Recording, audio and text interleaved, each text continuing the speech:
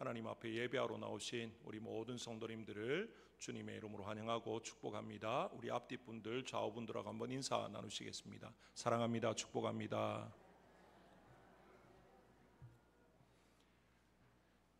언제 끝날까? 정말 끝이 보이지 않는 그런 여름이 이제 서서히 이제 끝나가는 것 같습니다. 이제는 아침 저녁으로 이제 가을이 오고 있구나라는 것을 느끼게 되어지는데요. 이런 걸 보면 우리 생각에는 이 무더운 여름 끝나지 않을 것 같고 계속될 것 같고 영원할 것 같은 그런 생각이 들지만 언젠가는 끝이 난다는 거죠. 우리의 인생도 그렇고 우리가 인생길을 걸어가면서 만나는 여러 가지 또 아픔도 슬픔도 기쁨도 모든 것도 영원하지 않고 다 끝이 있다라는 것입니다. 그 말은 무슨 말이냐? 이 끝 이후에 또 하나님께서 또 우리를 심판하실 것이고 이 땅에서의 유한한 삶 이후에 진짜 영원한 것이 우리를 기다리고 있는데 그 영원한 삶을 위해서 이 유한한 이 인생 이 땅에서의 삶에 우리가 무엇을 준비해야 되고 어떻게 살아가야 될지를 다시 한 번 더 깨닫고 또 하나님의 말씀으로 또 돌아가서 말씀과 기도 가운데 깨어서 영원을 준비해 가시는 우리 모든 성도님들 되시기를 주님의 이름으로 축복합니다. 오늘 말씀을 통해서 하나님의 능력을 덧입으려면 이라는 제목으로 함께 말씀을 생각해 보고자 합니다. 지난 시간부터 우리가 사도행전을 살펴보고 있는데요. 새생명 축제 때까지 사도행전 말씀을 통해서 또 하나님 나라가 어떻게 확장되어져 갔고 또 초대교회 시대에 성령께서 제자들과 또 초대교회 성도들을 통해서 어떻게 놀라운 일들을 이루셨는지 그런 것들을 다 우리가 다시 한번 보면서 우리 교회와 우리 성도님들을 통해서 이 지역사회와 이 시대 가운데 또 하나님의 놀라운 일들을 또 꿈꾸고 기대하고 소망하는 그런 시간이 될 수 있기를 소원합니다. 사도행전 1장에서 우리 주님은 부활 승천하시면서 제자들과 성도들에게 세상을 변화시키고 또 이 땅 가운데 하나님 나라를 아름답게 세워갈 것을 당부하셨습니다. 지난주일 세상을 변화시키기 위해서 교회와 우리 성도들이 먼저는 하나님을 인격적으로 만나는 그런 신앙적인 체험이 있어야 된다라는 걸 말씀드렸습니다. 그리고 성령의 권능을 받아서 참된 증인의 삶을 살아갈 때 세상을 변화시킬 수 있다라는 걸 살펴보았습니다. 힘과 권력이 아니라 하나님의 능력으로 또 하나님의 증인 되어질 때 우리가 세상을 하나님의 뜻대로 또 하나님이 기뻐하시는 바대로 변화시키게 되는 줄로 믿습니다. 우리 주님께서는 이 모든 일이 우리 힘과 능력으로 되지 않기 때문에 성령이 임해야 되고 또 성령의 권능을 받아야만 오늘 우리가 읽지 않았지만 지난 시간 살펴본 것처럼 사도행전 1장 8절에 오직 성령이 너희에게 임하시면 너희가 권능을 받고 예루살렘과 온 유대와 사마리아와 땅끝까지 이르러 내 증인이 되리라. 다시 말하면 예루살렘으로부터 시작해서 온 세상을 주의 복음으로 변화시키는 놀라운 일들을 감당하게 될 것을 말씀하고 있습니다. 정말로 이 모든 일을 감당함에 있어서 우리의 힘으로 되는 것이 아니라 주신 사명을 깨닫고 성령의 능력으로 권능으로 이 모든 것들을 행해야 된다라는 것이죠. 그렇다면 어떻게 성령의 권능을 하나님의 능력을 덧입을 수 있는가? 오늘 말씀을 통해서 함께 살펴가면서 초대교회 시절에 성령의 능력을 통해서 그 시대를 완전히 뒤집어 엎으면서 복음의 놀라운 역사를 일으켰던 사도들과 또 모든 성도들의 삶처럼 오늘 21세기를 살아가는 우리 교회와 모든 성도님들이 이 지역사회뿐만 아니라 이 시대 가운데 하나님의 능력을 드러내고 복음의 놀라운 역사를 이루어가는 그런 복음의 주역들로 세워질 수 있기를 주님의 이름으로 축복합니다. 그렇다면 하나님의 능력, 성령의 권능을 덧입으려면 어떻게 해야 되느냐? 먼저는 회개하는 삶을 살아야 된다라는 것입니다. 다시 말하면 자신의 연약함, 자신의 잘못, 자신의 어리석음들 이 모든 것들을 하나님 앞에 고백하고 또 하나님 되심을 인정하면서 우리가 회개하고 나갈 때 하나님의 능력을 덧입을 수 있다라는 거죠. 하나님은 그런 자에게 하나님의 능력을 부어주신다라는 것입니다. 오늘 본문 13절에서 15절에 보시면 이런 말씀이 있습니다. 들어가 그들이 유하는 다락방으로 올라가니 베드로, 요한, 야고보, 안드레와 빌립 도마와 바돌로메, 마테와 및 알페오의 아들 야고보, 셀롯인 시몬, 야고보의 아들 유다가 다 거기 있어 여자들과 예수의 어머니 마리아와 예수의 아우들과 더불어 마음을 같이하여 오로지 기도에 힘쓰더라. 모인 무리의 수가 약 120명이나 되더라. 그렇게 말하고 있습니다. 오늘 본문에 보시면 누가 하나님의 능력을 덧입기 위해 모였다라고 말합니까? 먼저 거론되는 사람들이 예수님의 제자들입니다. 그리고 예수님의 아우들, 또 여인들, 그리고 이름이 밝혀지지 않은 또 대다수의 많은 사람들이 지금 모여 있다라는 것을 우리에게 보여주는데요. 그런데 이 제자들만 먼저 한번 생각해 봐도요, 이들은 세상적인 관점으로 볼 때 어떤 탁월함도 뭔가 기대할 만한 대단함이 있는 그런 사람들이 아닙니다. 인간적으로, 세상적으로 보면요, 그들은 의리도 없는 사람이죠.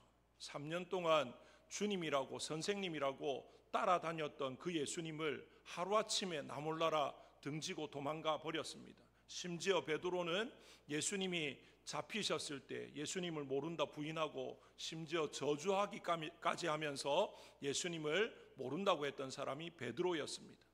그뿐만이 아니라 부활하신 예수님이 그들에게 찾아오셨는데 그 주님을 만나놓고도 그들은 어떻게 했습니까? 나는 고기 잡으러 가련다 그러면서 갈릴리로 고기 잡으러 갔던 사람들이 대다수의 제자들이지 않습니까? 예수님의 아우들은 어떻습니까? 예수님이 공생애를 시작하시고 예수님이 메시아 되신 것을 그 사도들이 또 많은 사람들이 막 그렇게 메시아라고 말할 때에도 그 예수님의 아우들은 예수님께서 메시아 되심을, 그리스도 되심을 인정하지 않고 믿지 못했던 자들이 예수님의 아우들입니다. 이런저런 상황들을 볼 때 거기에 모인 사람들, 어떻게 보면 세상적인 관점, 인간적인 관점으로 보면요, 뭘 내세울 만한 게 없는 그런 사람들입니다. 약점을 가진 사람들이고 뭔가 부족하고 아쉬움이 있는 그런 사람들이었다라고 말할 수 있을 것입니다. 그런데 이 사람들의 특징은 자신들이 얼마나 죄인인지, 얼마나 연약한지, 어리석은지 알고 주님 앞에 자백하는, 고백하는 그런 사람들이었다라는 것이죠. 다시 말하면 하나님 아니면 안 된다라는 것을 알았던 사람들이 그 자리에 있었다라는 것입니다. 정말로 하나님은 완벽한 사람, 그래서 주님도 하나님도 능력도 필요 없다고 하는 사람에게 하나님의 능력을 덧입히시는 것은 아니다라는 것이죠. 오히려 자신의 연약함을 알고 부족하고 죄인됨을 고백하면서 하나님 앞에 은혜와 자비를 구하면서 나오는 그런 사람에게 하나님은 무엇을 주십니까? 성령의 능력을 주십니다. 하나님의 권능을 그들에게 덧입혀 주신다라는 것입니다. 하나님 아니면 안 됩니다, 주님의 은혜가 아니면 안 됩니다 라고 하는 사람들을 들어서 사용하신다라는 것이죠. 나는 하나님 없어도 말로는 하나님을 믿습니다 하지만 그의 삶의 현장에서, 모든 삶의 모습에서 나는 하나님의 도우심이 없어도 얼마든지 잘 살아갈 수 있고 모든 일들을 감당할 수 있어 라고 생각하는 사람에게는 하나님이 능력을 덧입혀 주지 않는다라는 거죠. 쉽게 생각하면 여러분들, 물에 빠진 사람을 구해내야 될 적절한 타이밍이 언제입니까? 살려고 발버둥 칠 때가 아니고요, 거의 기진맥진했을 때 들어가야만 살릴 수 있는 거죠. 다시 말하면 내 힘으로 뭔가 할 수 없는 그 상황에 들어가야 그 사람도 구하고 구하러 들어간 사람도 위험하지 않다는 것입니다. 그런데 살려고 발버둥 치는 사람에게 뛰어들면 살기 위해서 구하러 들어온 사람까지 막 꽉 부여잡고 아무것도 못하게 하면 결국에는 어떻게 되겠습니까? 둘 다 위기 상황에 처할 수밖에 없는 것이죠. 이런 상황들을 볼 때 하나님도 그렇습니다. 우리가 뭔가 힘을 내고 뭔가 우리 힘으로 할 수 있으려고 할 때, 그렇게 애쓸 때 우리에게 뭔가 더해 주시면 우리 인생은 연약하고 어리석고 교만해서 뭐라고 이야기합니까? 내가 잘나서, 내가 뭔가 대단해서, 내가 노력해서, 흔히 하는 말로 내가 안 먹고 안 입고 허리띠 동여매고 했기 때문에 이만큼 되었다라고 생각합니다. 하나님의 은혜라고 말하기보다, 하나님의 능력이라고 말하기보다 나를 드러내는 것이 우리 인생의 연약한 모습이다라는 거죠. 그 모습을 누구보다 잘 아신 하나님께서 어떻게 하십니까? 나는 아무것도 아닙니다, 하나님 아니면 안 됩니다, 하나님이 다 하셨습니다 라고 고백할 수 있는 그런 상황, 그런 하나님 앞에 모습으로 나오는 그런 인생 가운데 어떻게 하신다는 겁니까? 하나님의 능력을 덧입혀 주신다라는 것입니다. 하나님은 죄 없는 사람 또는 죄를 짓지 않는 사람, 그런 사람을 찾으시는 게 아니고요, 죄가 있어도 또는 죄를 지었어도 하나님의 은혜와 긍휼하심을 믿고 다시 하나님 앞에 나와 엎드리는 사람, 우리의 죄인됨을 고백하면서 사죄의 은총을 구하면서 하나님의 능력을, 하나님의 도우심을 구하는 그런 사람에게 하나님이 뭐 하신다는 겁니까? 권능을 부어주신다라는 것이죠. 하나님은 과거를 묻지 않으신다라는 사실을 기억했으면 좋겠습니다. 하나님은 우리가 얼마나 큰 죄를 지었는가, 얼마나 많은 죄를 지었는가, 그것을 따지는 분이 아닙니다. 하나님이 해결하지 못할 문제는 없기 때문에 그렇습니다. 하나님께서 보시는 것은 우리가 그 죄에서 돌이켰는가, 회개했는가, 하나님께로 지금 이제 우리의 삶의 방향을 죄로 향하던 그 모든 것들을 돌이켜서 하나님을 향하고 있는가, 그것을 바라보신다라는 거죠. 다시 말하면 우리의 연약함을, 우리의 죄악됨을 하나님 앞에 고백하고 회개하면서 주님 앞에 나오는 사람, 그 사람을 들어 사용하시고 그 사람에게 능력을 베푸신다라는 것입니다. 오늘 이 자리에 나오신 모든 성도님들, 하나님의 능력을 덧입기를 원하십니까? 그렇다면 우리의 연약함과 어리석음을 날마다 하나님 앞에 고백하면서 주의 은혜와 긍휼을 구하는 그런 저와 여러분 되시기를 주님의 이름으로 축복합니다. 하나님 아니어도, 하나님 없이도, 하나님의 은혜, 하나님의 능력 아니라도 나는 얼마든지 내 힘으로, 내 재력으로, 내 어떤 관계나 뭐 여러 가지 내가 가지고 있는 것으로 얼마든지 할 수 있어. 하나님은 그렇게 말하는 순간에는, 그런 동안에는 아무것도 하지 않고 지켜보시는 거죠. 왜요? 그때 뭔가 도와주셔야, 뭘 하나님께서 우리에게 은혜를 베푸시고 능력을 주셔봐야 하나님을 인정하지 않기 때문에 그렇다라는 것입니다. 오늘 이 자리에 있는 저와 여러분 모두 하나님 앞에 우리의 죄인됨을, 우리의 연약함을, 우리의 어리석음을 고백하면서 하나님 앞에 납작 엎드리는 그런 삶이 되시기를 주님의 이름으로 축복합니다. 그 다음에 하나님의 능력을 덧입으려면요, 전심을 다해 기도해야 된다라는 것을 오늘 말씀이 우리에게 보여주고 있습니다. 14절 말씀 우리 한 목소리로 같이 한번 읽겠습니다. 14절입니다. 시작. 여자들과 예수의 어머니 마리아와 예수의 아우들과 더불어 마음을 같이하여 오로지 기도에 힘쓰더라. 아멘. 마음을 같이하여 오로지 기도에 힘쓰니라, 이렇게 말하고 있는 것, 하나님의 능력과 기도를 연결시키고 있는 것을 볼 수가 있습니다. 하나님의 능력과 기도의 관계에 대해서 우리가 한번 살펴보면요, 우리의 기도를 생각해 보면 대체적으로 어떤 기도가 많습니까? 하나님 이것 주십시오, 병 낫게 해주십시오, 사업 잘 되게 해주십시오, 우리 자녀들 하나님 복 받게 해주십시오, 하나님 앞에 달라고 하는 그런 기도가 참 많다라는 걸 알 수 있습니다. 이런 간구도 기도의 한 부분이다 말할 수 있습니다. 이런 기도하면 안 된다, 그런 말을 하는 것이 아닙니다. 그런데 성경에 우리말로는 기도라고 번역이 되어 있지만 원어에 기도라고 사용되어지는 단어가 여러 단어가 있습니다. 그 가운데 프로슈케어라고 하는 헬라어 단어가 있는데요, 이 프로슈케어라고 하는 단어, 이 기도라는 말의 의미는 뭐냐면요, 내가 거룩하신 하나님 아버지 앞에 나아가서 그의 빛에 나를 비춰보고 나를 교정하는 것, 이제 그게 기도라는 의미입니다. 이 프로슈케어라고 하는 기도라는 말에 담겨진 의미가 하나님께 나를 맞추는 것, 나를 조율하는 것, 그게 기도라는 것입니다. 그래서 무디 선생은 이 기도에 대해서 뭐라고 말했냐면요, 이렇게 말했습니다. 기도란 하나님 앞에서 나를 조율하는 것이다, 나를 조율시키는 것이 기도다, 그렇게 말을 했다라는 것입니다. 이런 조율이라는 측면에서 볼 때 기도는 하나님 앞에 나의 뭔가를 요구하고 그것을 하나님 앞에 관철시키는 그것이 기도가 아니고요, 하나님께서 나를 도구로 사용하실 수 있도록 나의 부족함을 인정하며 나아갈 때 하나님께서 하나님의 뜻대로, 하나님의 방법대로 나를 마음껏 조율하시고 역사하셔서 하나님이 사용하기 가장 적합한 상태로 나를 빚어 가시는 과정, 그게 뭐라는 겁니까? 기도다, 그렇게 말을 하고 있는 것이죠. 지금 120여 명의 사람들이 한 자리에 모여 있습니다. 이들 모두는 앞서 살펴본 것처럼 자신들의 연약하고 부족한 흠이 있는 것들을 다 인정하고 고백하는 그런 사람들입니다. 다시 말하면 하나님 아니면 안 되는 것을 알고 주님의 말씀에 순종해서 한 곳에 지금 모여 있습니다. 그런데 그들이 지금 뭘 하고 있습니까? 오로지 기도에 힘썼다, 그렇게 지금 말하고 있습니다. 어떻게 기도했습니까? 더불어 마음을 같이하여, 그렇게 말하고 있습니다. 그들은 지금 공간만 한 공간에 모여 있는 것이 아닙니다. 그들의 마음이 하나가 되어 있습니다. 그리고 기도하기에 힘썼다라고 말하는데, 이 말은 좀 더 풀어서 이야기하면 끊임없이 지속적으로 계속 기도했다, 그렇게 말할 수 있는 거죠. 우리가 잘 아는 성경의 표현을 빌자면 쉬지 말고 기도하라 라는 말씀이 있지 않습니까? 항상 기뻐하라, 쉬지 말고 기도하라, 범사에 감사하라.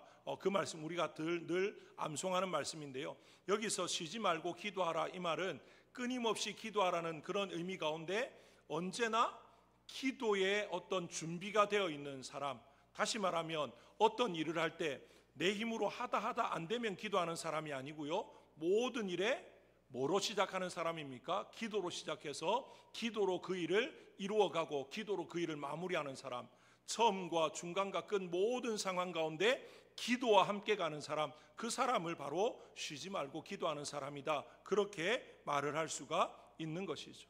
저와 여러분의 삶을 돌이켜 보시면 어떻습니까? 내 힘으로 하려고 하다가 안 되면 하나님 앞에 기도할 때가 종종 있지 않습니까?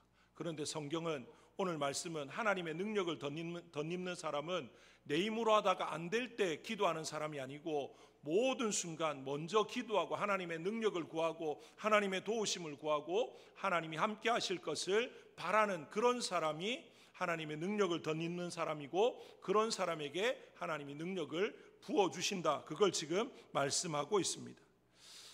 지난 세월 가운데 성경에서나 또 기독교 역사 가운데 하나님께 쓰임받았던, 하나님의 놀라운 역사를 이루었던 사람들의 공통점을 보시면요, 누구나가 할 것 없이 다 기도의 사람이었던 것을 알 수 있습니다. 하나님께 쓰임받은 사람치고 기도하지 않았던 사람 찾아보실 수 있습니까? 아마 우리 교회도 지난 세월 가운데 정말 믿음의 어떤 신앙적인 부분에서 존경을 받는, 정말로 저분의 믿음 참 귀하다, 교회에서 참 정말 아름답게 정말 귀하게 잘 섬기셨다라고 하는 분들 보면요, 다른 것들 많이 있겠지만 늘 기도의 자리에 있었던 분들, 누구보다도 더 열심히 간절히 깊은 기도의 삶을 살아갔던 그런 분들인 것을 또 찾아볼 수 있지 않습니까? 정말로 기도와 하나님의 능력, 또 기도하는 사람과 하나님께 붙들려 쓰임받는 사람 따로 떼어놓고 생각할 수가 없다라는 것입니다. 다르게 이야기하면 기도하지 않고서는 하나님께 쓰임받을 수 없다라는 사실을 우리의 마음에 새겼으면 좋겠습니다. 매일의 삶 속에 기도한다는 것은 어떤 의미가 있습니까? 내 힘이 아니라 하나님의 능력을 의지한다, 하나님의 인도하심을 또 하나님과 동행하면서 하나님께 붙들리기를 또 소원하고 바라고 원하는 그런 모습이라고 말할 수 있습니다. 한번 생각해 보십시오. 우리가 언제 기도합니까? 내 힘으로 할 수 없을 때, 그걸 인정할 때 기도합니다. 누가 기도하라고 강요하고 그렇게 하지 않아도요, 그때는 기도하러 나옵니다. 기도의 자리에 나옵니다.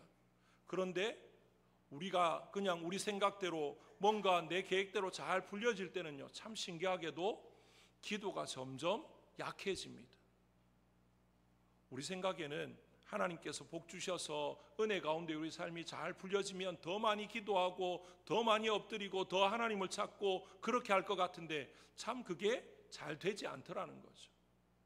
늘 기도한다, 쉬지 말고 기도하고 또 하나님 앞에서 지속적으로 끊임없이 기도하는 삶은 나의 부족함을 알고 하나님의 능력이 아니면 안 된다는 것을 인정하면서 하나님께 오로지 모든 것들을 두고 메어 달리는 그런 삶의 모습이다라고 하는 것을 알 수가 있습니다. 오늘 예배의 자리에 나오신 우리 모든 성도님들, 지나간 시간은 우리가 어떻게 할 수 없습니다. 하지만 오늘 이 시간부터 하나님 앞에 간절히 기도하는 그런 삶을 통해서 하나님의 능력을 덧입고 하나님께 귀하게 쓰임 받으시는 저와 여러분 되시기를 주님의 이름으로 축복합니다. 그 다음에 하나님의 능력을 덧입는 사람은 어떤 사람이냐? 마음을 바꾸어서 변화된 마음으로 신앙생활을 하는 사람이다라는 것을 알 수 있습니다. 오늘 본문에 보시면 예수님을 팔았던 가룟신 유다 대신에 새로운 사도로 마띠아를 세우는 그런 내용이 소개되고 있습니다. 그런데 나머지 사도들이 부족한 한 명의 사도를 충원하기 위해서 기도했던 내용을 한번 보시면요, 24절입니다. 24절 같이 한번 읽어보겠습니다. 시작. 그들이 기도하여 이르되 무사람의 마음을 아시는 주여, 이 두 사람 중에 누가 주님께 택하신 바 되어, 그렇게 말하고 있습니다. 지금 보니까 무사람의 마음을 아시는 주여라고 지금 기도를 하는데요, 왜 이렇게 기도를 했느냐? 여러분들, 유다가 왜 멸망했습니까? 오늘 이 관점에서 보면 유다는 마음을 바꾸지 않았기 때문에, 그 마음이 변화되지 않았기 때문에, 몸은 주님을 따라다녔고 주님의 제자라고 사도라고 불려졌는지 모르겠습니다. 하지만 그의 마음이 변하지 않았습니다. 그의 마음이 바뀌지 않았습니다. 그의 마음에 주님을 팔려고 하는 마음이 들어왔는데 그 마음을 뿌리치지 못하고 변화되지 못하고 그냥 사탄이 시키는 대로, 그냥 그의 마음에 들어온 대로 그대로 그냥 살아가다가 결국에는 어떻게 됩니까? 예수님을 은삼십에 팔아넘기는, 정말로 오고 오는 세대 가운데도 예수님을 팔아넘긴 자, 그러면 유다, 그렇게 이제 오명을, 그렇게 이제 정말 어떻게 보면 불명예스러운 이름이 되어진 그 사람이 바로 유다이지 않습니까?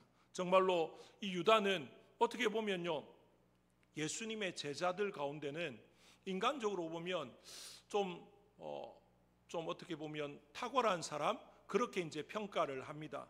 왜냐하면 이 능력이 탁월했기 때문에 계산이나 여러 가지 상황 판단이나 이런 모든 것에서 다른 제자들보다 뛰어났기 때문에 돈궤를 맡을 수 있었고, 또 그래서 여러 가지 많은 일들에 주님께서 그에게 맡기셔서 일을 처리하는 그런 부분들을 볼 수 있지 않습니까?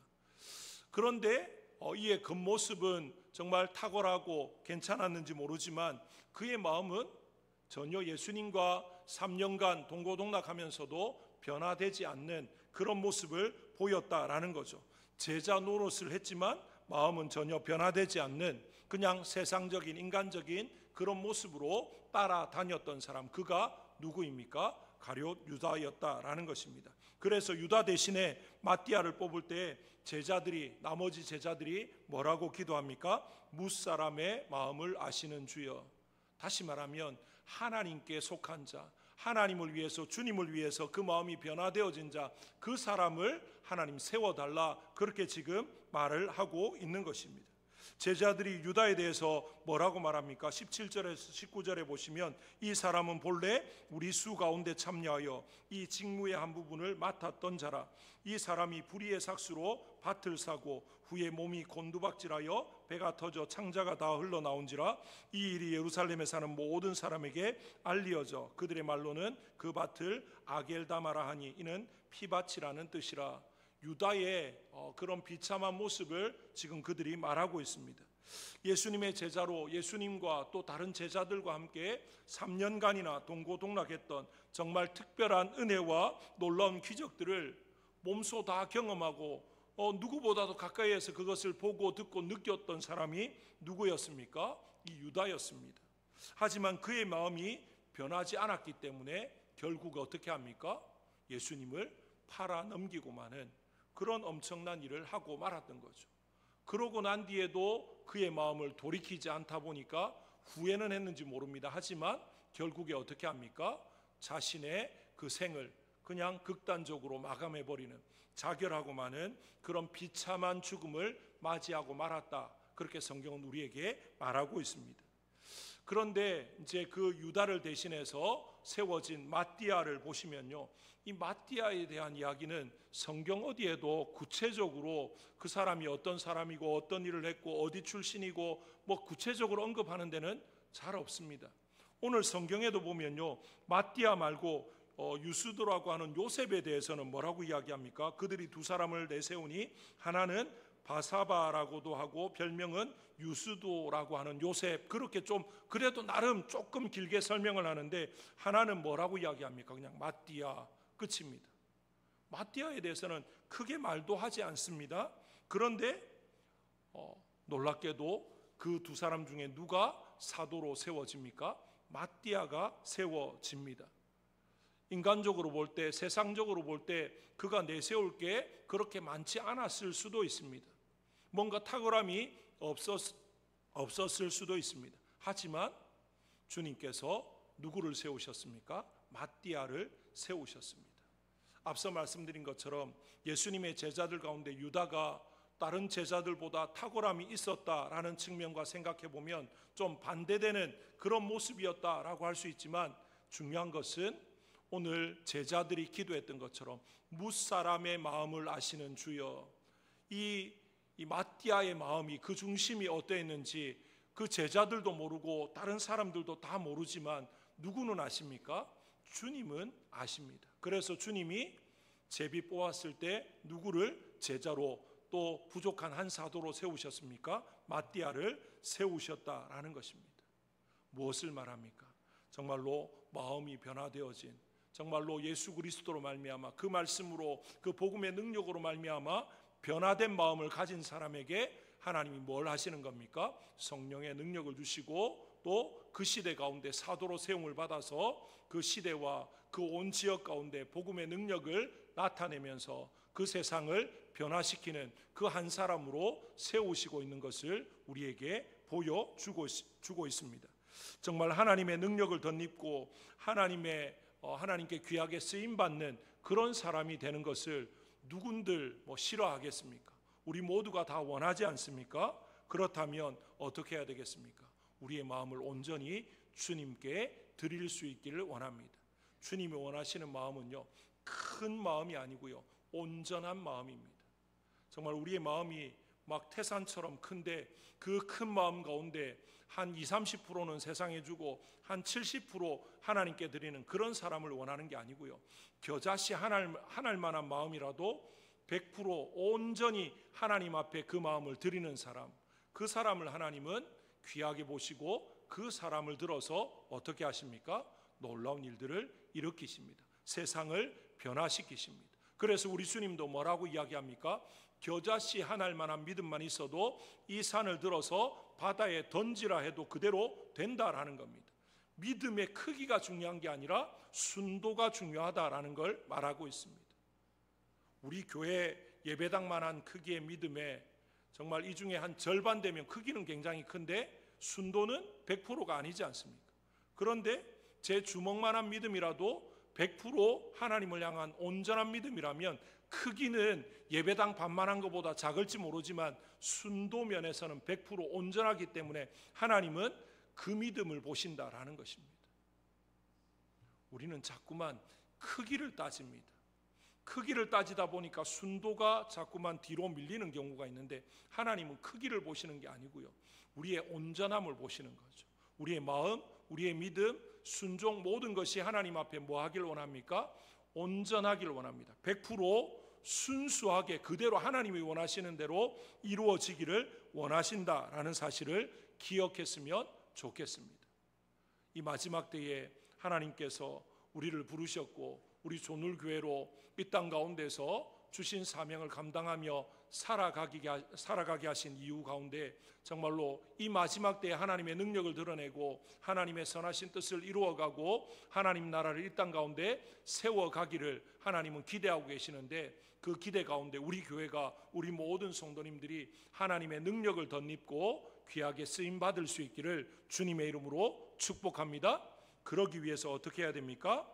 우리가 하나님의 능력을 덧입기 위해서 오늘 말씀으로 다시 돌아가 살펴보면 우리의 연약함, 우리의 어리석고 죄악된 모든 것들을 하나님 앞에 인정하고 회개하고 하나님 아니면 안 됩니다 라고 엎드릴 수 있기를 원합니다. 그리고 정말로 하나님이 마음껏 사용하실 수 있도록 기도를 통해서 늘 우리의 마음과 생각과 모든 삶을 하나님께 집중하고, 그래서 하나님이 우리를 마음껏 사용하실 수 있는 그런 기도의 사람들이 되어져야 되는 것이죠. 그리고 우리의 마음과 생각과 모든 것들이 온전히 하나님이 기뻐하시는 모습으로 변화되어질 때, 완전히 바뀌어질 때 하나님이 우리를 들어서 이 지역사회를 변화시키시고 나라 민족을 변화시키시고 세계와 열방을 변화시키실 줄로 믿습니다.